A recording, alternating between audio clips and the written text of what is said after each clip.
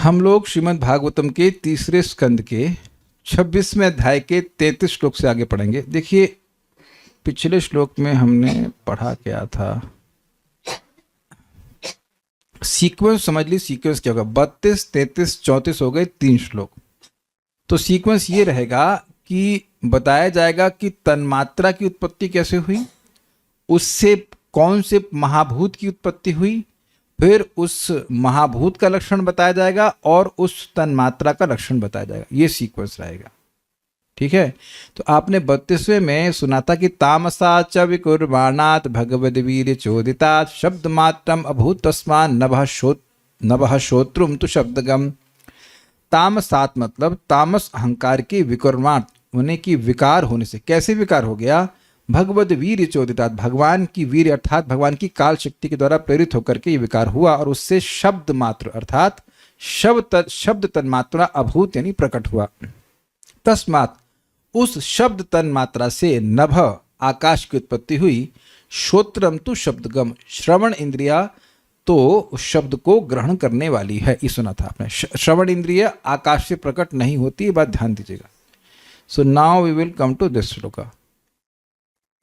ये आकाश का लक्षण है ना,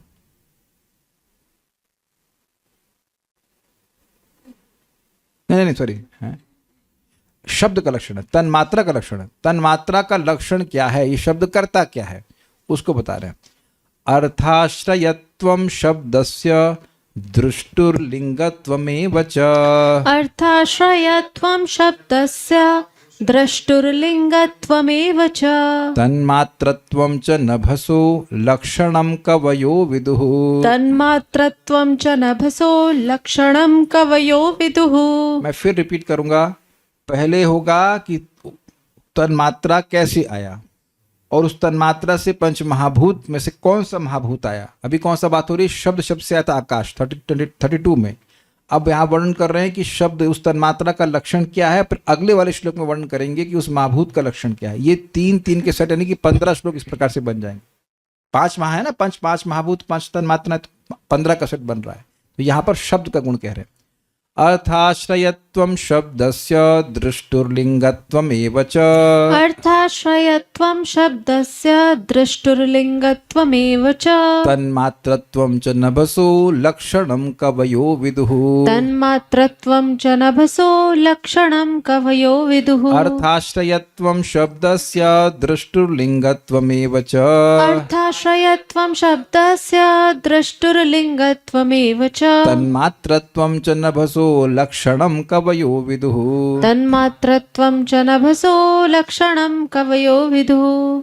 अर्थाश्रयत्वं शब्दस्य दृष्टुर्लिंगत्वमेव च। अर्थाश्रयत्वं शब्दस्य दृष्टुर्लिंगत्वमेव च।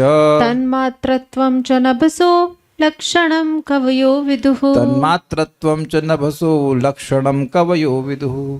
पढ़ते हैं। जो लोग विद्वान हैं और वास्तविक ज्ञान युक्त हैं वे शब्द की परिभाषा इस प्रकार करते हैं, अर्थात वह जो किसी पदार्थ के विचार या अर्थ को वहन करता है। किसको समझ में आ रहा है ये बात? अच्छा चलिए ये सब छोड़िए, बात मेरी बातें आपको समझ में आती हैं क्या? वैभव प्रभु, आपको मेरी बातों का अर्थ समझ में आता है जो मैं बोल रहा हूं? एकदम से घबरा रहे हैं। हम कुछ नहीं। निर्मला पॉल माता जी, आपको समझ में आ रहा है कि मैं आपका नाम बोल रहा हूं? बाकी को समझ में आए ना आए, ठीक है। पूजा माता जी ठीक हैं? अच्छा, हाँ। आप जान रहे कि मैं ये सब क्लास की बात छोड़कर ये सब क्यों बोल रहा हूं? तो अब बहुत क्लियरली समझ लीजिए, मैं जो बोलता जा रहा हूं वो शब्द हो रहा है कि नहीं, और वो अर्थ को ढो करके आपके चित्त में स्थापित कर दे रहा है कि नहीं। जब मैं पूछूं समझ में आया मेरी बात, तो समझ में आया, इससे कुछ अर्थ का बोध हो रहा है कि मैं क्या बोल रहा हूं। अर्चना सिंह माता जी, नान्य न बिडला रे कंस विद को रक्तविंद को नान्य न बिडला रे। अब समझ में आया आपको मैंने क्या बोला? अब नहीं समझ में आया। तो ये भी कुछ अर्थ ऐसे शायद पूजा माता जी को समझ में आ रहा होगा, कन्नड़ है, आप जानती है? नहीं, नहीं आता आपको? नहीं आता? कर्नाटक का भी नहीं है। एक फिल्म का गाना है, हमको याद रहता है इसलिए एग्जाम्पल की तरह बोल देते। मैं तुमको नहीं छोड़ूंगा, प्लीज डोंट बी ऑफेंडेड, मैं ऐसे ही बोल रहा था मजाक में। लेकिन शब्द अर्थ को ढोता है। सबको समझ में आ रहा है ये बात? आप सब लोग समझ में आ रहा का मतलब एकदम क्लियरली समझ में आ रहा है? बहुत जल्दी इमेज बन जा रहा है। इमेज की बात नहीं कर रहा हूं मैं, सिंपल बोल रहा हूं कि जो बोल रहा हूं उसमें कुछ और उसके अंदर शक्ति नहीं है अर्थ को प्रकाशित करने की। एनीथिंग, आप कुछ भी बोल रहे हैं, एनीथिंग, प्रजल बोल रहे हैं, कुछ भी बोल रहे हैं, तो अर्थ नहीं समझ में आ रहा उसका। माँ माँ माँ बोलते बोलते समझ में आने लगा कि ये मेरी माँ है। पापा पापा करते हुए पापा, कोई खास शब्द भी नहीं ना, पापा। पिताजी फिर से पापा। अच्छा, क मतलब? अब नहीं पता चला। क मतलब ब्रह्मा जी, अ मतलब विष्णु, ईश मतलब शिव जी।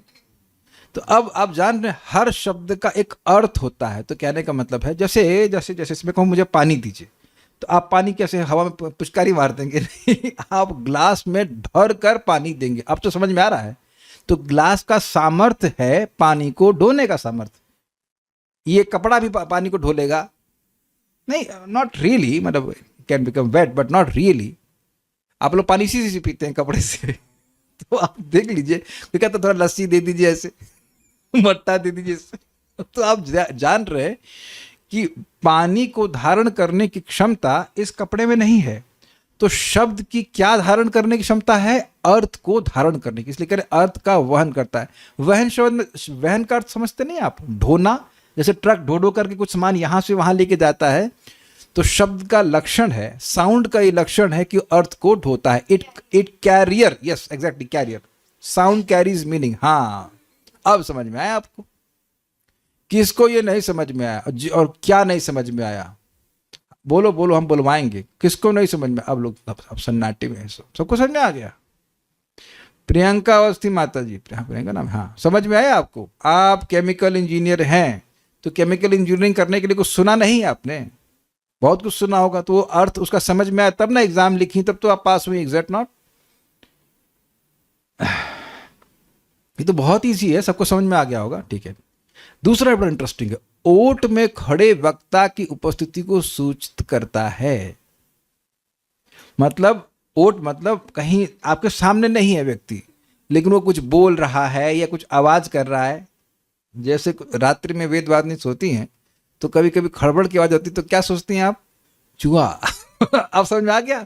चूहा आपको आके तो ऐसे हेलो हरे कृष्ण तो बोलता नहीं है, वो कुछ इधर खड़बड़ खड़बड़ करता है। तो इनको समझ, अच्छा अच्छा, जो नहीं दिख रहा होता है बोलने वाला, वो आवाज से नहीं पहचान लेते हैं आप। Is it simple? तो कोई बोल, ऐसा भी देखो कौन बोला पीछे हमारे इधर, गाय या भैंस जो भी होगा। आप लोग भी आसपास, ऐसे तो एकदम जंगल में नहीं रह रहे होंगे, तो आप लोग के आसपास भी कुछ आवाज आ रही है कि नहीं आ रही? तो जो आप उस आवाज के द्वारा निर्णय कर लेते हैं कि वो गाय या भैंस कुछ भी बोल रही है, कुत्ता बोल रहा है, ऐसा कुछ होता है कि नहीं होता? It's very nice, clear? तो शब्द के क्या दो लक्षण है? एक, अर्थ का बोध वहन करता है। और इस पे बहुत सुंदर बात आपको बताए। श्रील प्रभुपाद से पूछा गया कि गायत्री का क्या मतलब है, तो प्रभुपाद जी ने कहा करते रहो तुमको समझ में आ जाएगा ना। Is it not astonishing? कुछ सुना आपने? करते रहो तुमको बोध हो जाएगा। ऐसे ही कहा जाता है। हरे कृष्ण मंत्र के अनेक अनेक अर्थ हैं और आचार्यों ने दिए भी हैं, लेकिन आप बोलते बोलते इनको समझ भी जाओगे, क्योंकि भगवान का नाम है, संबित शक्ति से युक्त वैसे भी, और शब्द है वह अर्थ को ढो के चलता है अपना। और आप ये भी देखना, और अपने अनुभव भी शायद किया हो कि हम लोग जैसे संस्कृत पढ़ रहे हैं कि आप श्लोक पढ़ रहे हैं, हम लोग कर नहीं पाते, लेकिन अगर पारायण करेंगे तो आप देखेंगे कि श्लोक के अर्थ आपको डायरेक्ट समझ में आने लगेंगे। अब गीता का पाठ तो हम करते ही हैं, तो हम देखते हैं कि श्लोक के जो अर्थ है वो सीधे समझ में आने लग जाते हैं। तो वो उनकी शक्ति है। जैसे आप हिंदी बोलना सीख गए सुन सुन करके, ऐसे संस्कृत सुनते रहेंगे तो उसका भी अर्थ समझ में आने लग जाएगा। थोड़ा अभ्यास की जरूरत होगी। ये आप लोगों को बड़ा अजीब सा लग रहा होगा, लेकिन ऐसा है नहीं। शब्द का मतलब शक्ति है कि वह अर्थ का बोध करा देता है। ओके। अर्थ आश्रयत्वम, जो किसी पदार्थ का अर्थ वहन करे। अर्थ मतलब मीनिंग। अर्थ का आश्रय, जहां पे अर्थ रहता है उस तरह से अर्थ के आश्रय को धारण करने का गुण अर्थ आश्रयत्वम। दृष्टु एव लिंगत्वम, दृष्टु मतलब परोक्ष वक्ता का भी जो ज्ञान करा दे, लिंग मतलब चिन्हित करा दे, लगता है कि कुछ बोल रहा है। क्लियर। दूसरा नभस, और नभस आकाश का तन्मात्रत्वम, आकाश का सूक्ष्म रूप होना। आकाश का सूक्ष्म रूप होना समझिए, जैसे हमारा स्थूल शरीर है ऐसे ही हमारा सूक्ष्म शरीर है, और ये भी आप जानते हैं कि सूक्ष्म शरीर से ही स्थूल शरीर आया है। Is it sinking? सूक्ष्म शरीर में जो इच्छाएं हैं उसी हिसाब से हमारी बॉडी डिजाइन कर दी गई। तो तामसिक अहंकार से सबसे पहले क्या आता है? शब्द आता है, श्रवण इंद्रिय आती है। तो तामसिक अहंकार से शब्द आता है, और शब्द है सूक्ष्म, और शब्द से आता है आकाश। तो शब्द इज लाइक सूक्ष्म शरीर ऑफ आकाश। मैं ऐसे शब्दों को समझाने के लिए बोल रहा हूं, ऐसा बोला नहीं जाता है, बट ये आकाश का सूक्ष्म शरीर रूप है। यद्यपि आकाश अपने आप में सूक्ष्म है, लेकिन उससे भी सूक्ष्मतर शब्द है। तो तीन लक्षण समझ में आ गए। एक, अर्थ का बोध कराने वाला, अर्थ को धारण करने वाला। दूसरा, जो व्यक्ति नहीं दिख रहा है उसका आभास करा देना, या उसका चिन्हित करा, कोई बोल रहा है। हाँ, नहीं, चिन्हित करना मतलब लक्षित कर लो, यहां से आवाज है, कोई बोल रहा है लगता है। अरे फोन कैसे ढूंढते हैं आप? जब साइलेंट मोड में होता है तो दिक्कत होती है कि नहीं? जनरल मोड में हो तो आप रिंग करके उसको ढूंढ लेते हैं, तो अच्छा यहां से आवाज आ रही है। जैसे ये मेरा फोन है, छोटा सा फोन है, ये अलार्म की तरह यूज करते हैं हम। तो कई बार ये इसके अंदर बेड के अंदर घुस जाता है। हाँ, वो सब बेड समेटते उसमें घुस जाता है। अब जब करने बैठे अंदर से आवाज आती है, टिंग ट्रिंग ट्रिंग ट्रिंग। कहाँ से आवाज आ रही है? तो आप समझ गए, वो नहीं दिख रहा है, हम तो उसमें बैठे हुए हैं, तो अच्छा यहाँ से आवाज है, फिर उठ के उसे खोलना पड़ता है। तो ये आप लोग सबको अनुभव हुआ कि आवाज से आप चिन्हित कर लेते हैं। यू कैन लोकेट ऐसे। और तीसरा गुण है कि आकाश का यह सूक्ष्म रूप है। ऐसा कवि यानी विद्वान पुरुष शब्दस्य च लक्षणम विदु, शब्द के लक्षण जानते हैं। तो वेदवादी जरा बताइए, जितना याद हुआ हो, तीन लक्षणों में से कौन कौन सा लक्षण आपको याद हुआ शब्द के समय में, बताइए। प्रभु जी, शब्द एक तो अर्थ, शब्द अर्थ को कैरी करता है, उसमें अर्थ छुपा होता है, अर्थ का आश्रय है। अर्थ का आश्रय छुपा हुआ तो नहीं शब्द है ना, अर्थ को कैरी करता है, अर्थ का वहन करता है शब्द। और दूसरा, दूर कोई जो वक्ता है जो वो शब्द को बोल रहा है, उसको चिन्हित करता है कि वो प्रेजेंट, उसकी प्रेजेंस है, किसी वक्ता की प्रेजेंस। गुड। आप में से कितने लोग वेदवादिनी को देख रहे हैं? तो आप समझ रहे हैं ना, ये भी मैं नहीं बोल रहा था थोड़ी देर पहले। अब समझ में आ गया ना कि आपको लग रहा है कि कोई स्त्री बोल रही है। कई लोग बोलते हैं वो महिला कौन है जो आपसे कुछ लोग सोचते हुए शादी नहीं होती, कहते नहीं वो महिला हमारी पत्नी है। सोचते कोई स्टूडेंट बोल रही है, अगर स्टूडेंट भी है लेकिन तो कोई है ना। अभी क्लियर हुआ कि नहीं? आपको तो लोग नहीं देख पा रहे हैं, लेकिन आपकी आवाज से चिन्हित कर ले कि कोई महिला बोल रही है, कोई माता जी डिबूटी बोल रही है। अग्रीड? बस क्लियर। ओके। थर्ड, आकाश, शब्द से आकाश सूक्ष्म तत्व। आकाश का सूक्ष्म रूप है शब्द। अच्छा, एक और बात हम बताना भूल गए थे, बड़ी मजेदार। क्या यह स्वीकार करेंगे कि आपकी और मेरी इच्छाएं भी शब्द रूप हैं? Can you catch this? मेरा पूरी खाने का मन कर रहा है, तो अंदर से कोई बोल रहा है कि नहीं इस तरह से? I want this, I want puri, I want this, I want this. Can you see this also? तो ये शब्द के भी अनेक सरल रूप होते हैं। परावाक, पश्यंती, परा पश्यंती, मध्यमा और वैखरी।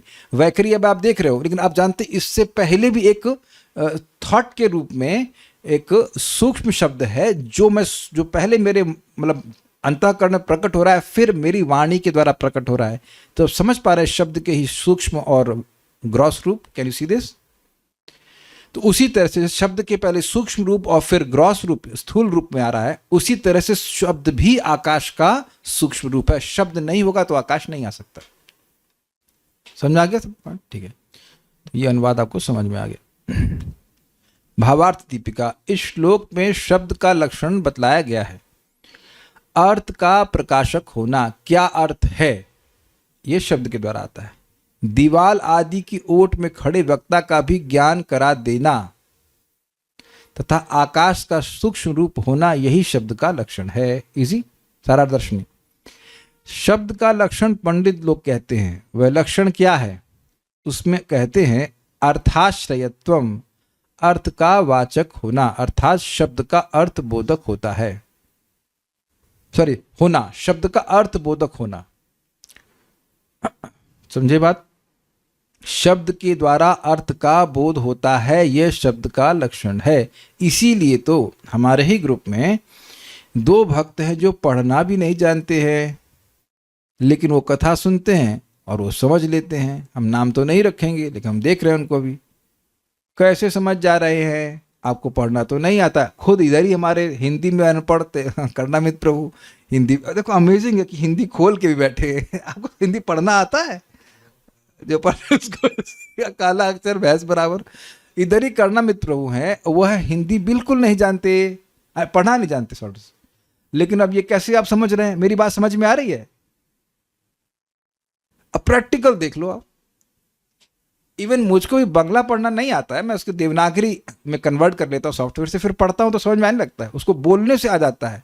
ये समझिए, लैंग्वेज बोलने से आती है, बोलने से आती है। और बोलने के लिए सुनना जरूरी है, पढ़ना जरूरी नहीं है। कितने लोग यहाँ पापा पढ़े थे? हाथ खड़ा कीजिए। मम्मी पढ़े थे। पढ़ना पहले आया कि बोलना? हम लोग कॉन्वेंट स्कूल से पढ़े हैं, तो वहाँ हमारे फादर मतलब वो जो पादरी, वो बोलते थे कि देखो भाई, अंग्रेजी तुमको ग्रामर से नहीं आएगी बोलना। If you translate within your mind, then you can't speak English properly. It's like now I spoke English, I am not translating from Hindi to English. बहुत बार भारतीय लोग करते हैं, अंदर से वो ट्रांसलेशन करते हैं हिंदी, उससे गूगल ट्रांसलेट लगाकर अंग्रेजी बोलते हैं। वो नहीं लैंग्वेज आप बोल पाओगे ठीक से। इसीलिए वहाँ पे हम लोग क्या स्कूल में, कॉन्वेंट में था कि हिंदी बोल ही नहीं सकते हैं। वो होता है कॉन्वेंट स्कूल में, अंग्रेजी बोल के बाद में इधर हम स्कॉन में आए तो भी वहाँ पर तो मोस्टली जब हमारे प्रभु जी तो अंग्रेजी समझते तो बोलते बोलते एकदम फ्लो बन जाता है। मैं खाली बोल रहा हूँ, लैंग्वेज आती है, लैंग्वेज का अर्थ का बोध होता है सुनने से। सुनना ज़्यादा महत्वपूर्ण है, ये कहना चाह रहा हूँ। अभी प्रभुपाद जी तात्पर्य इस बात को कहेंगे, ठीक है। दृष्टु लिंगत्वम, ये बड़ा मजेदार है। दृष्टु लिंगत्वम, दृष्टा का ज्ञापक होना। जैसे श्री राम और श्री कृष्ण आदि लीलाओं के दृष्टा व्यास और शुकदेव के ज्ञापक होने के समान,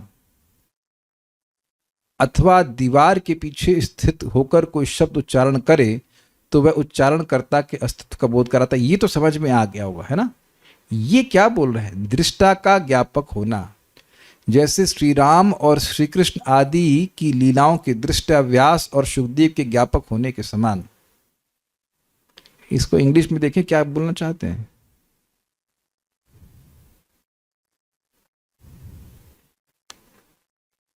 हाँ, कह रहे हैं sound expresses meaning and reveals the seer such as Vyasa और Shukdev who sees the past times of Ram and Krishna.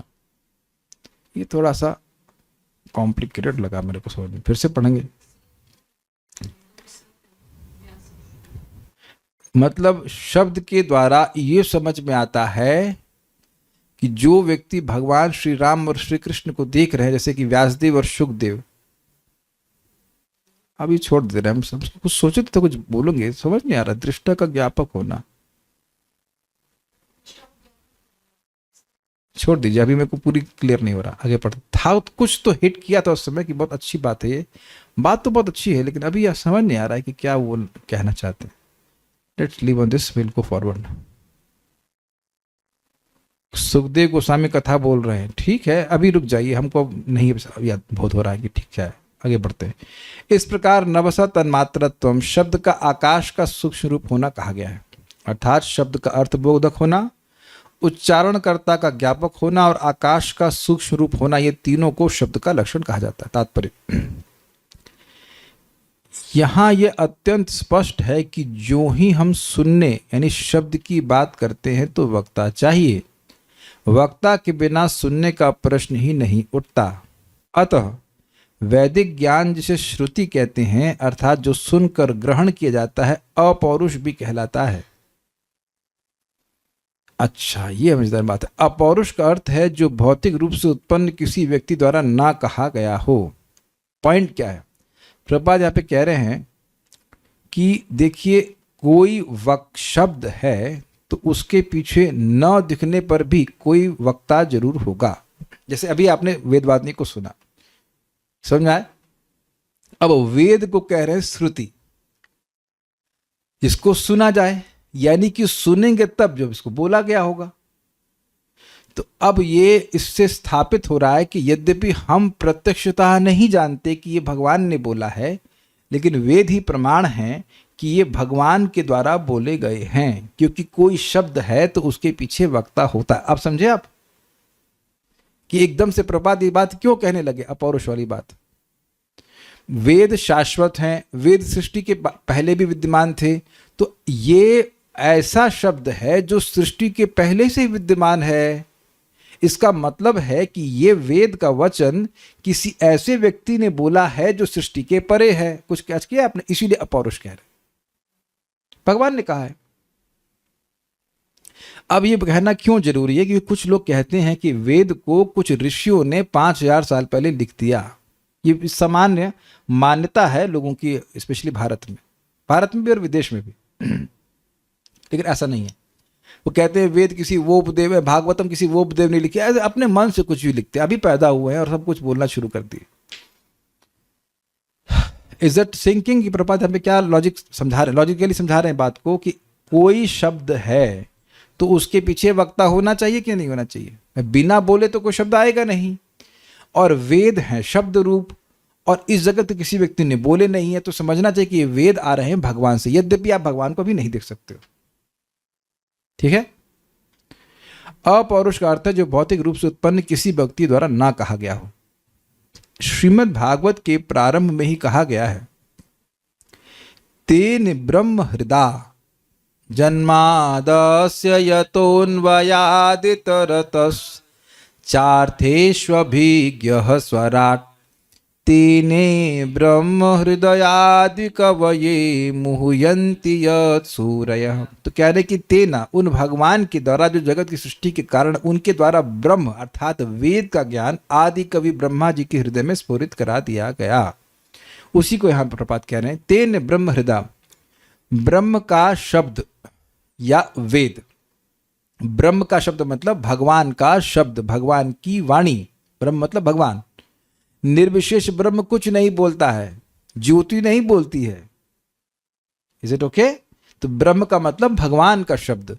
ब्रह्म का शब्द या वेद सर्वप्रथम आदि विद्वान पुरुष आदि कवि ब्रह्मा के हृदय में स्थापित किया गया, मतलब उस ज्ञान को उनके हृदय में मैनिफेस्ट किया गया। प्रपात इंग्लिश में ट्रांसलेट करते हैं, amplified the knowledge of Vedas within the heart of Brahma ji. Brahma ji amplified समझते हैं, ऐसे आवाज बढ़ाते ना, उसी तरह से वेद का ज्ञान हृदय में प्रकाशित किया। एक बात आ रही तो आपको हम बताएं भी, भाई वेद का ज्ञान क्या है? तो देखिए, वेद की केवल 3 टॉपिक हैं। क्या है? कौन सा ज्ञान? ज्ञान तो है, कौन सा ज्ञान? संबंध, अभिधेय और प्रयोजन। जीवात्मा का भगवान से क्या संबंध है, उसको जागृत करने के लिए क्या प्रोसीजर है, अभिधेय, और उसका लक्ष्य क्या है, प्रयोजन। ये सारा ज्ञान ब्रह्मा जी के हृदय में प्रकाशित कर दिया। लेकिन ऐसे फर्जी में नहीं, उससे पहले भगवान फीस लिए। बोले, क्या बोले बेटा? भोग भोगा, ये बोले नहीं, तप तप। एक बार में सोचता न सुन पाए तो ब्रह्मा जी को भी 2 बार सुनना पड़ा। तप तप, बेटा तपस्या करो, बेटा तपस्या करो। जब तपस्या में पूर्ण हो गए तब ज्ञान प्रकाशित हुआ। तो कोई कहता है कि निर्मला पॉल माता जी की बड़ी कंप्लेन है, समझ में नहीं आता है प्रभु जी, समझ में नहीं आता है। तो अपने नाम को चरितार्थ करिए, निर्मल होइए, हृदय को पवित्र कीजिए, जप करके तपस्या करके, तब समझ में आ जाएगा। There is no other, there is no roundabout it, there is no roundabout way. जब तक हृदय को पवित्र नहीं करेंगे, कितना भी बोला जाएगा वो पता हो जाएगा, गिर जाएगा, ज्ञान वो समझ में नहीं आएगा। तप इंद्रियों को संयमित करना होता है, तब बात समझ में आती है। तो ब्रह्मा जी ने इंद्रिय संयमित करी, मन को भगवान में एकाग्र किया, तो उनके हृदय में ज्ञान भगवान ने प्रकाशित कर दिया। वे किस तरह विद्वान बने? मतलब ब्रह्मा जी, जब भी कोई विद्या होती है तो कुछ दिख नहीं रहा है मुझे चश्मे से, क्या लिखा है यहाँ पे, क्या लिखा है यहाँ पे? वक्ता चाहिए और सुनने की क्रिया होनी चाहिए। हम तो प्रभुपाद को पढ़ रहे हैं ना, करना में प्रभु कि नहीं पढ़ रहे हैं? कोई लाइन, कोई शब्द छोड़ देना है प्रभुपाद जी के। तो प्रभुपाद कह रहे हैं यहाँ पर खाली पढ़ करके सारा ज्ञान हो जाएगा। कितने लोग यहाँ पर केवल पढ़ करके डिग्री प्राप्त कर लिए हैं? हाथ खड़ा कीजिए। BCom, BA, BSc जो कुछ भी आपने ज्ञान इकट्ठा किया है, बस बिना स्कूल जाए, बिना टीचर सुने, कौन यहाँ पे कर लिया है? कहीं मिल रही है ऐसी कोई डिग्री? एनीवन? वक्ता और सुनने की क्रिया होनी ही चाहिए, नहीं तो ज्ञान ट्रांसफर, कोई विद्या मिलती ही नहीं है, कहीं किसी को मिली भी नहीं आज तक। अगर हमें माँ और पापा बोलने के लिए माँ नहीं बोलती, तो हम आज यह भी नहीं बोल पाते कि हमारे बाप कौन है और माई कौन है। This is so very powerful. किंतु ब्रह्मात्वादी जीव थे, उनसे किसने कहा? वो तो कोई उनसे बोलने वाला नहीं है। जब कोई नहीं था तो उन्हें ज्ञान देने वाला गुरु कौन था? चूंकि वे एकमात्र प्राणी थे, इसलिए प्रत्येक व्यक्ति के हृदय में परमात्मा रूप में स्थित पूर्ण पुरुषोत्तम भगवान ने एक ज्ञान उनके हृदय के भीतर प्रदान किया। वो ऐसे योग्य व्यक्ति हैं। इसलिए वैदिक ज्ञान परमेश्वर द्वारा उक्त है, फलतः यह भौतिक ज्ञान के दोषों से मुक्त। इससे पहले हम आगे जाएं, एक बात समझ लीजिए। प्रभुपाद की इच्छा थी कि उनके तात्पर्य सुने जाएं। आपको यह पता होना चाहिए, जिनको नहीं पता है, कि प्रभुपाद जी ने तात्पर्य बोले हैं। You know that? डिक्टाफोन पर बोले हैं। तो ये उनकी वाणी है जो कि रिकॉर्ड की गई है, और प्रभुपाद चाहते थे कि उसको बोलें, और वो ये भी चाहते थे कि उनके शिष्य उनके तात्पर्यों पर तात्पर्य दें, जो कि मैं यहाँ पे दे रहा हूँ। शायद आप लोग समझ रहे होंगे। I am sticking very closely to what Prabhupada is speaking, है कि नहीं? क्योंकि तात्पर्य means what you intend to speak, है ना? तो यह नहीं तो समझ पाते ना, बहुत बार भक्त नए लोग तो नहीं समझ पाते कि प्रभुपाद जी कहना क्या चाहते हैं। आप देखिए कि कितनी सुंदर सुंदर बातें प्रभुपाद जी कहना चाहते हैं, लेकिन अब जब खुद से पढ़ते तो नहीं समझ में आता, बंद कर देते हैं फिर, और घटिया बातें जो लोग कहते हैं वो पढ़ लेते हैं क्योंकि वो समझ में आती है ना? तो पॉइंट हम क्या बोल रहे थे, कुछ बोलना चाह रहे। ये श्रवण कीर्तन का प्रोसीजर होना चाहिए। बोलने वाला भी पवित्र होता है और सुनने वाला भी पवित्र होता है। We are doing it for our own purification, that's the whole point. वैदिक ज्ञान परमेश्वर द्वारा उक्त है, फलतः यह भौतिक ज्ञान के दोषों से मुक्त है। तो भौतिक ज्ञान दोषपूर्ण होता है। क्या दोष होते हैं?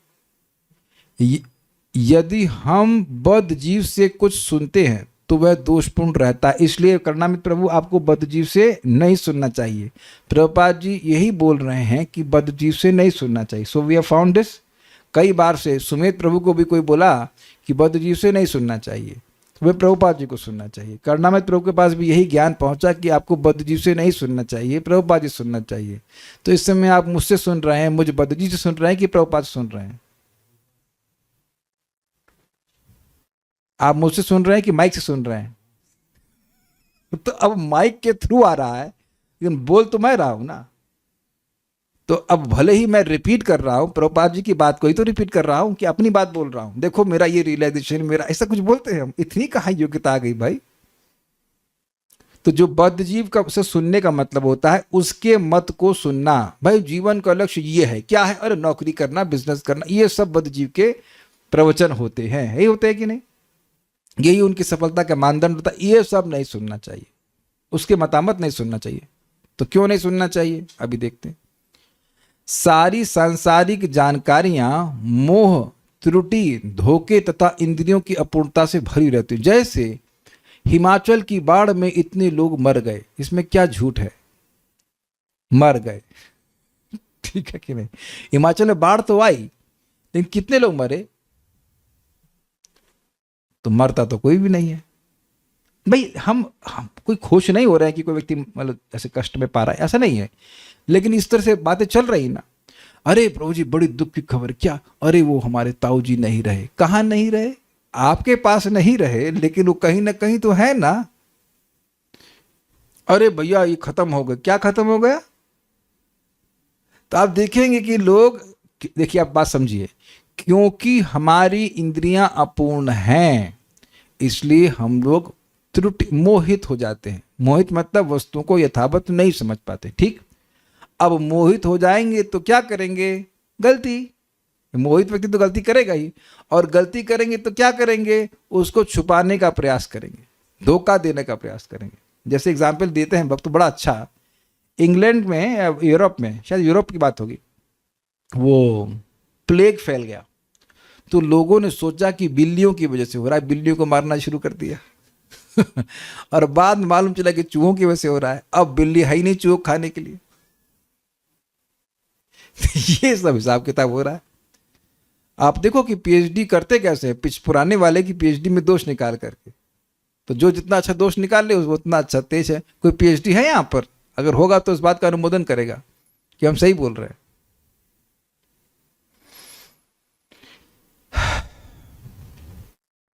चूंकि वैदिक ज्ञान इस भौतिक जगत से परे परमेश्वर द्वारा प्रदान किया गया है, अतः यह पूर्ण है। यदि हम ब्रह्मा की शिष्य परंपरा से वैदिक ज्ञान प्राप्त करते हैं तो हमें पूर्ण ज्ञान मिलता है। पूर्ण ज्ञान means is complete, we don't need to change it. सुने जाने वाले प्रत्येक शब्द का अर्थ होता है। जो ही हम जल शब्द सुनते हैं तो इसके पीछे एक पदार्थ जल रहता है।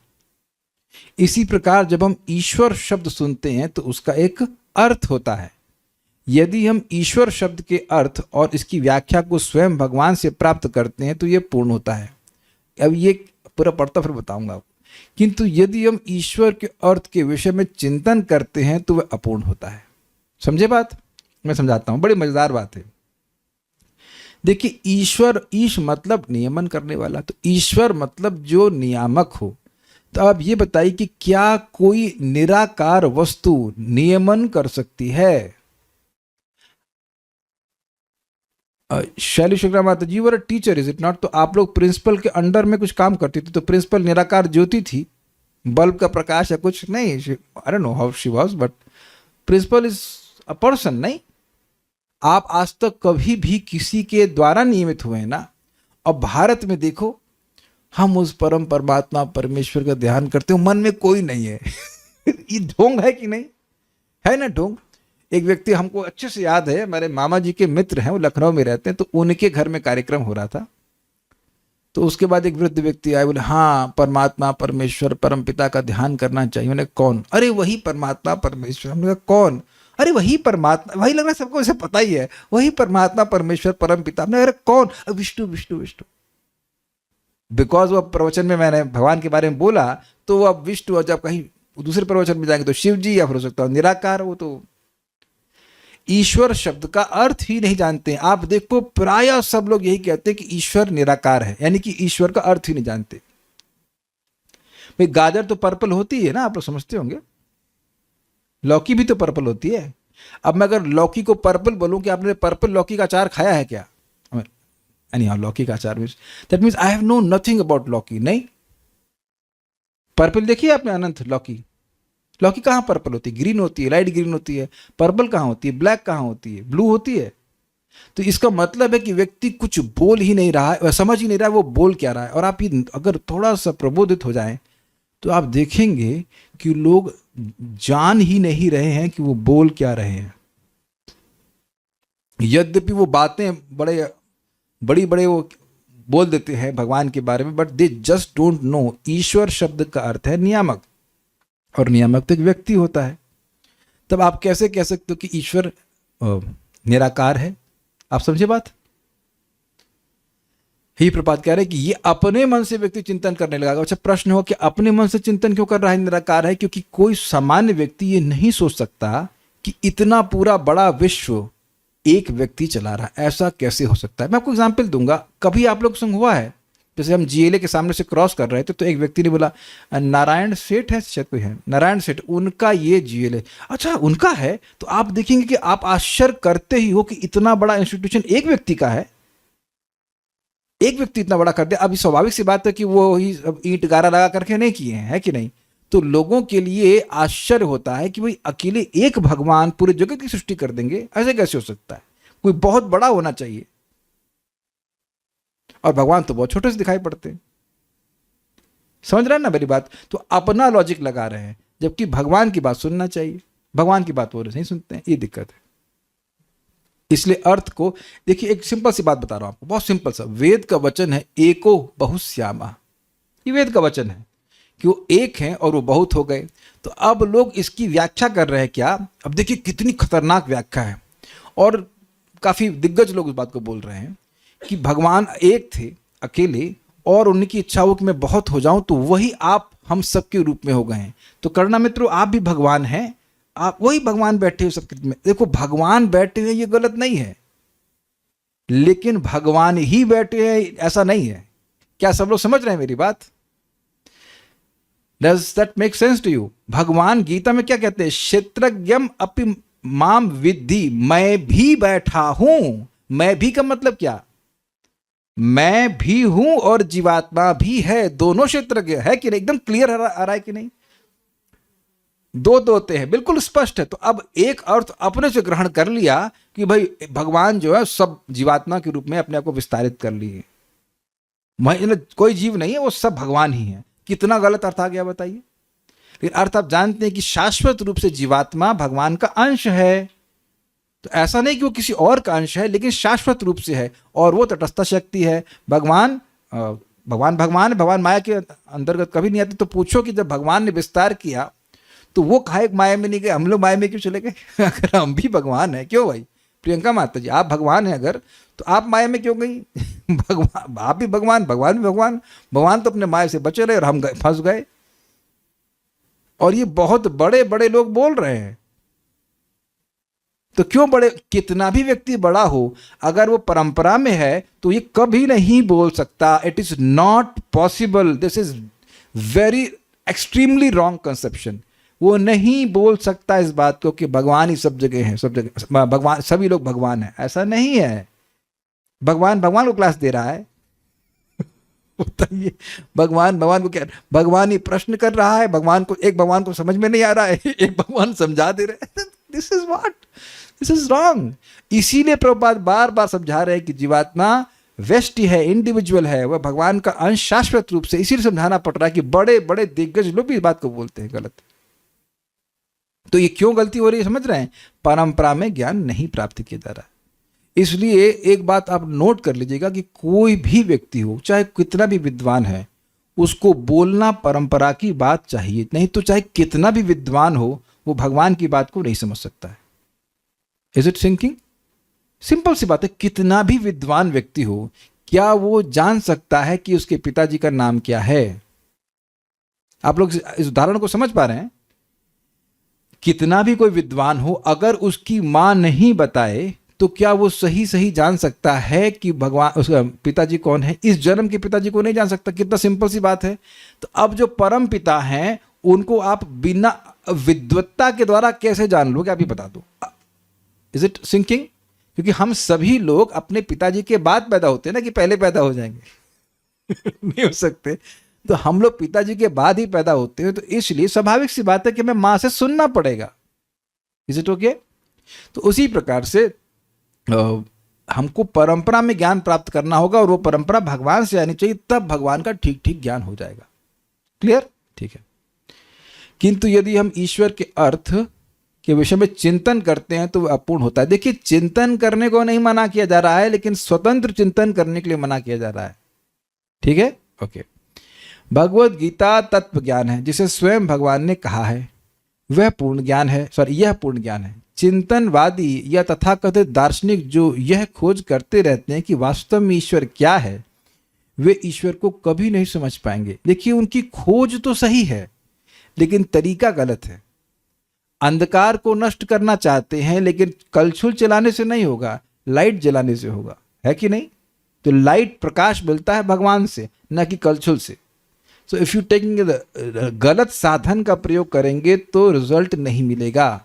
जैसे जैसे टाइल्स पर आप अन्न उगाने का प्रयास करेंगे तो कुछ नहीं उगेगा, है कि नहीं? चाहे कितना बड़ा साइंटिस्ट हो, लेकिन आप जानते हैं कि अनपढ़ भी किसान है और सही जगह बीज बो देगा तो कितना टनों टन अनाज उगा देगा। तो सही साधन का प्रयोग करना पड़ेगा। भक्ति के द्वारा भगवान जाने जाते हैं, ये बात गीता से समझ में आती। तत्व ज्ञान को ब्रह्मा से चली आने वाली शिष्य परंपरा से ग्रहण करना होता है। ब्रह्मा से उपलक्षण है कि ब्रह्मा जी, लक्ष्मी जी, 4 कुमार और शिव जी, 4 संप्रदाय हैं, 6 नहीं है। करुणामृत प्रभु कोई व्यक्ति बता रहे थे कि 6 संप्रदाय, राधा रमन प्रभु को बता रहे थे कि 6 संप्रदाय हैं। मेरे ख्याल से बाकी तो उन्हीं की ऑफशूट होंगे। पद्म पुराण कह रहा है 4 संप्रदाय। 4 मतलब 4.5 नहीं, 4 मतलब 4, उसकी शाखाएं अलग है लेकिन वो ठीक है, लेकिन 4 मतलब 4, 4 का मतलब 4.5 नहीं। जैसे 84 लाख योनिया मतलब 84.1 नहीं। यद्यपि आप और मैं गिनने सकते हैं। रंजना माता जी, गिन ली है आप कितनी योनिया है? तो क्या आप कहेंगे कितनी है? तो 84 लाख।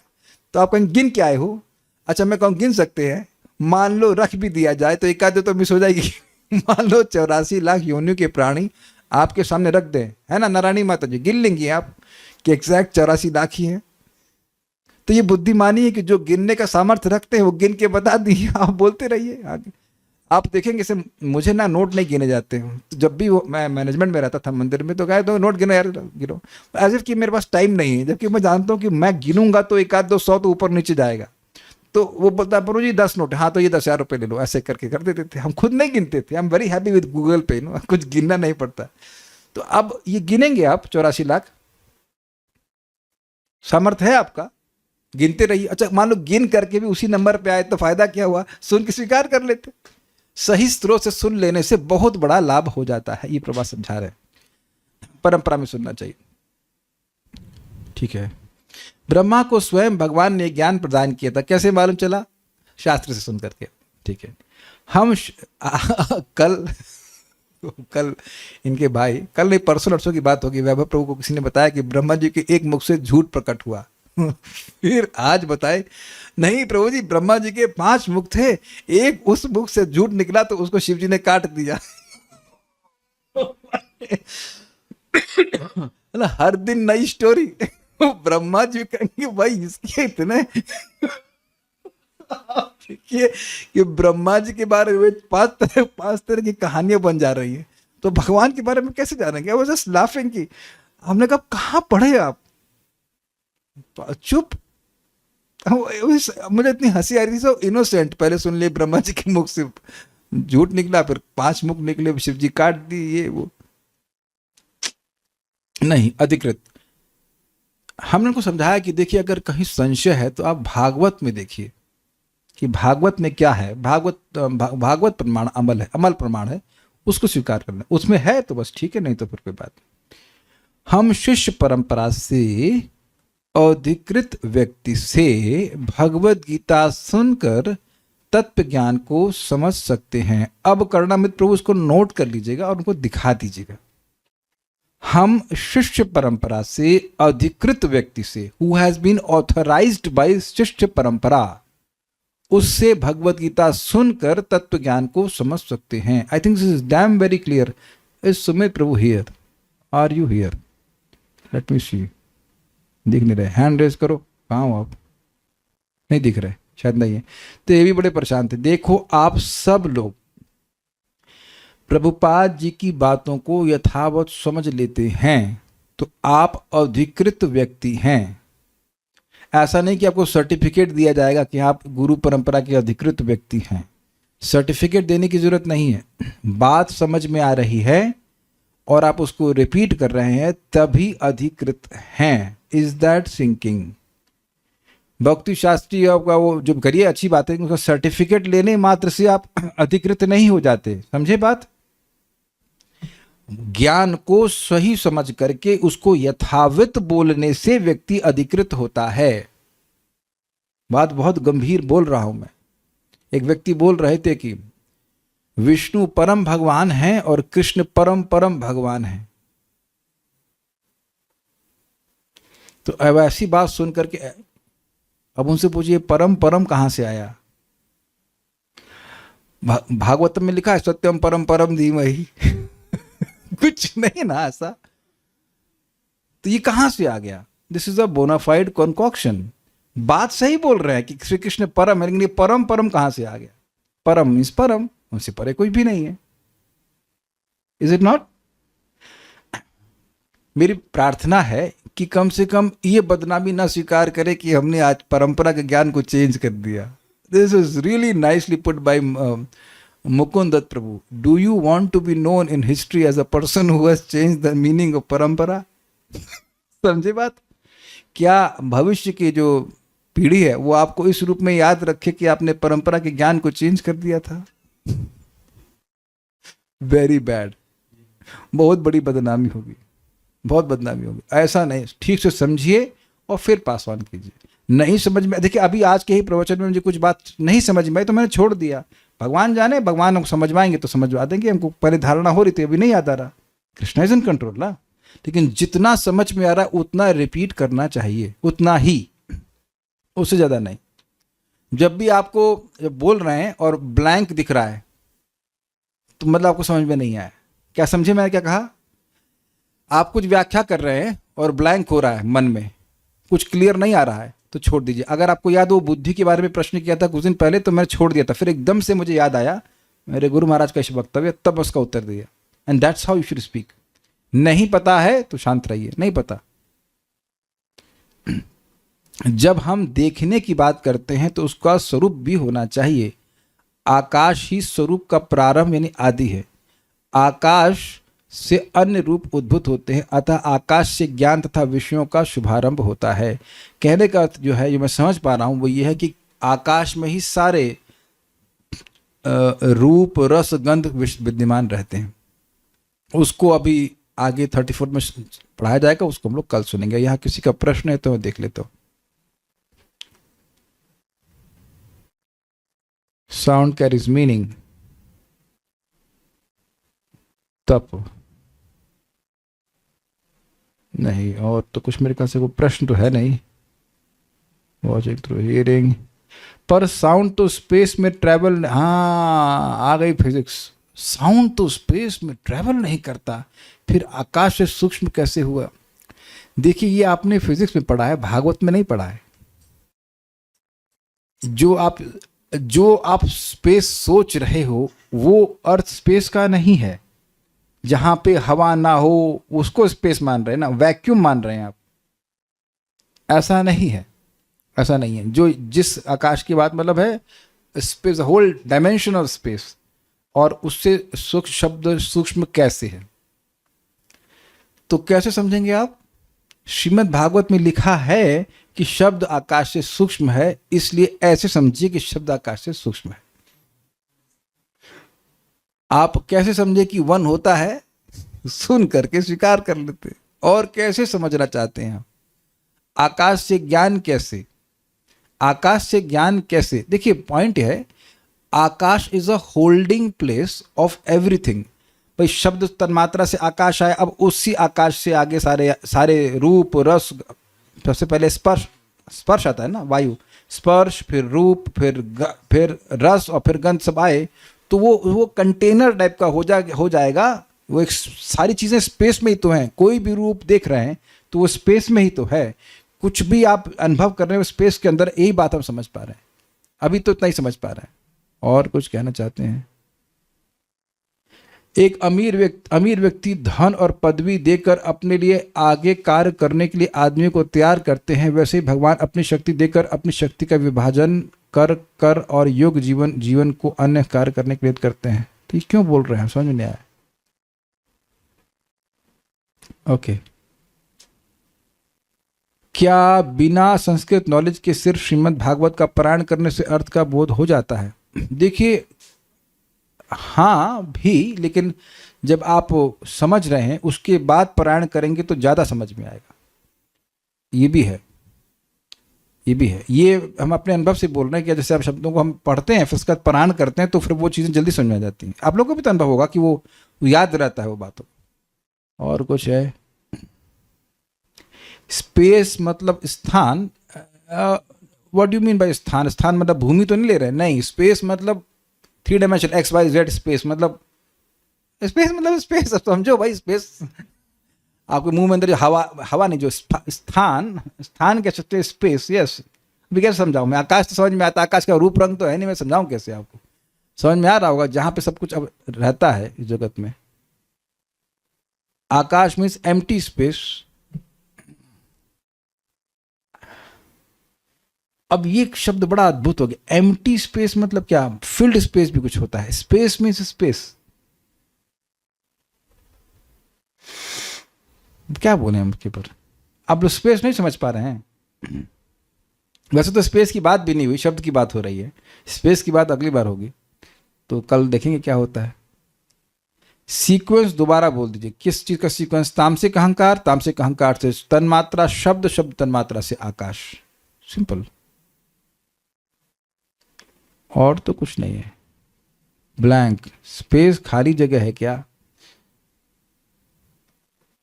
चलिए ऐसे कहते हैं कि स्पेस वह खाली जगह है जहां पे सब कुछ भरा जाता है।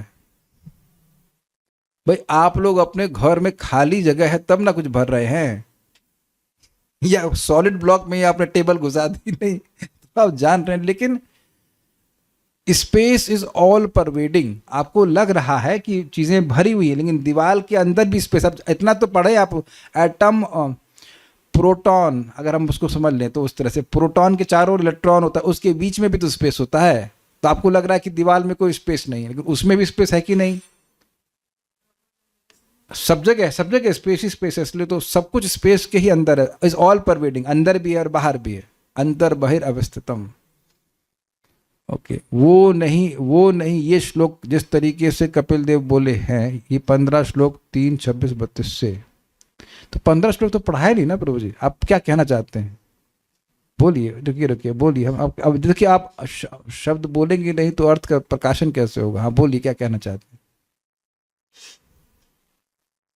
अनम्यूट करिए। हाँ,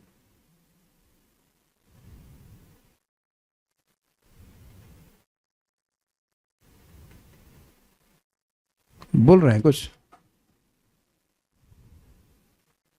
आप बोल नहीं रहे हैं कुछ, ये हमको आवाज़ नहीं आ रही? आनी तो चाहिए, आप कुछ बोले ही नहीं रहे। ठीक है, हाँ बोलिए। हाँ बोलिए। जी मैं बोल रहा था कि जो तीन, मतलब तीन तीन करके जो श्लोक अरेंज है सीक्वेंस, वो हाँ सीक्वेंस देखिए, सीक्वेंस ये है कि सबसे पहले बताएंगे कि तन्मात्रा की और उसके पंच महाभूत की उत्पत्ति कैसे हुई। जैसे शब्द तन्मात्रा के बारे में बताया, फिर आकाश की उत्पत्ति उससे हुई ये बताया। फिर उसके बाद बताएंगे तन्मात्रा का लक्षण क्या है, यानी शब्द तन्मात्रा का, और उससे उत्पन्न जो महाभूत है यानी कि आकाश, उसका वर्णन बताया। तो यही सीक्वेंस हर जगह चलेगा। पहले बताएंगे कि कौन सी तन्मात्रा की सृष्टि हुई, यानी कि अगली कौन सी तन्मात्रा है? स्पर्श। स्पर्श से आएगा वायु, तो उस ये वायु आएगा, ये बता देंगे। फिर बताएंगे कि स्पर्श का गुण क्या है और फिर वायु का गुण क्या है। उसके बाद रूप, ऐसे करे चलेगा। ठीक है, इसी और कुछ पूछ रहे थे? सत्य प्रकाश प्रभु कुछ पूछ रहे थे? Where are you? Yes Prabhu. अरे कहाँ गए? अरे आप इधर से उधर जा रहे, एक जगह बैठिए। कहाँ गए आप? गायब? ठीक है, सब स्टॉप हियर। हाँ अच्छा, इधर आपने हैंड रेस किया तो ऊपर चले गए। हाँ बोलिए प्रभु जी। हरे कृष्ण प्रभु जी। जस्ट सिंह, एक बार राधा गोपीनाथ प्रभु जी बोल रहे थे देयर आर 5 संप्रदाय, उसमें कौन बोल रहे थे? 5 संप्रदाय? राधा गोपीनाथ प्रभु। एक राधा गोपीनाथ प्रभु बोल रहे थे, ठीक है। अच्छा, listen to me, he was telling that the fifth sampradaya is of cheaters and cheated, सुना नहीं पड़ा। धोखा देने वालों का और धोखा खाने वालों का। अच्छा, वो मजाक में कह रहे थे कि 5वां संप्रदाय वो है जो धोखा देने वाले हैं और धोखा खाने वाले हैं। हाँ अच्छा अच्छा, जी ठीक है। जी जी हाँ। Okay okay. और प्रभु जी एक एक प्रश्न था मेरा। वो एक मैंने ऐसे एक लेक्चर में सुना था कि जब भगवान कृष्ण युधिष्ठिर महाराज जी को समझा रहे थे कि मतलब महाभारत युद्ध के बाद, तो ऐसा मैंने ऐसे सुना था कि मतलब lord was saying from outside to Yudhishthira that he should understand that ऐसा नहीं हुआ। but from inside as Paramatma हाँ। he was telling कृष्ण वहां Yudhishthir शब्द है Maharaj, not कृष्णे न अद्भुत कर्मणाम प्रथम स्कंद में कि हाँ, भगवान बाहर से जी समझा रहे और अंदर से समझने नहीं दे रहे। हाँ ठीक। जी जी। फिर उसके बाद तो ये अभी आपने एक प्रसंग आया था जिसमें आपने बोला था कि वो एक्सप्लेन कोई भूल गया बात मैं नहीं, कोई बात उसमें, नहीं, ठीक है, हाँ कोई बात जी नहीं, जी भूल गए, कोई उसमें, बात नहीं, स्टॉप नाउ। ठीक श्रीमद् है भागवतम ठीक की है। जय, श्रील प्रभुपाद की जय, निताई गौर प्रेमानंदे।